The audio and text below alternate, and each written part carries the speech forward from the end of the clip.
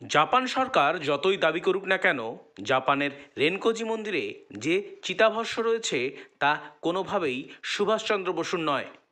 এমনই দাবি এই বাঙালি গবেষকের। তার দাবি, যেদিন বিমান দুর্ঘটনায় সুভাষচন্দ্র বসুর মৃত্যু হয়েছে বলে খবর রটানো হয়েছে, সেদিন আসলে কোনো বিমান দুর্ঘটনা ঘটেনি তাইওয়ানে।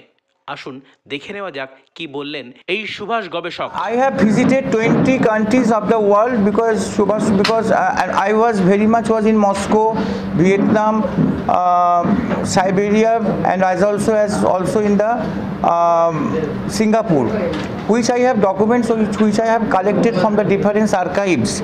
That Bose was very much after 45 to 18 August, he was in the Saigon. And in the Saigon, because I have visited that house also, where he was last day he has visited this house. And the Subhash Chandra Bose was in Vietnam, and from Vietnam he went to the Manchuria and took shelter in the Soviet territory.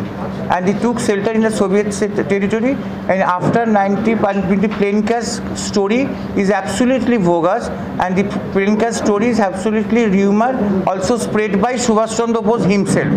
So I was the British. So Subhash Chandra Bose escape करके Russia का territory में चला गया था, और Russia का territory में जाने के बाद उन्होंने ओम सिटी में दायरेन में थे, और उधर से उनको रशियन फोर्स ने अरेस्ट किया था 2 साल का बाद। तो उन्होंने 2 साल तक ओम सिटी में थे, और इसके बाद उन्होंने साइबेरिया जेल में थे।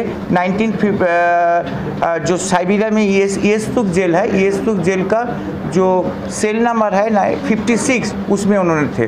ये documental archive are documents we have got it from the different. Was very much aware that Bose was in the Siberia. तो नेहरू इजीली स्टालिन का साथ बात करके उनको वापसी करने के लिए वो कोशिश कर सकते थे, बट नेहरू ने नहीं किया। क्यों नहीं किया? Nehru was very much jealous about Subhash Chandra Bose, because Subhash Chandra Bose, if he will return back to India, he would become the Prime Minister of India. He was so popular than Nehru, so that's why Nehru was totally silent. Sahay commission का report से बाहर आया जो Gumnami Baba not at all Subhash Chandra Bose. 1908 में जो commission हुआ था justice Manoj Mukherjee का अंडर में, इस लास्ट कमीशन, इस कमीशन का रिपोर्ट 2005 में सबमिट हुआ था।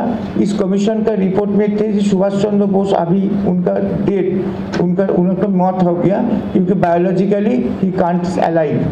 दूसरा चीज, सुभाष चंद्र बोस प्लेन क्रैश में उनका डेथ नहीं हुआ क्योंकि ताइवान गवर्नमेंट ऑफिशियली बोल दिया कि उस दिन कोई प्लेन क्रैश नहीं हुआ। तीसरा है सुभाष चंद्र बोस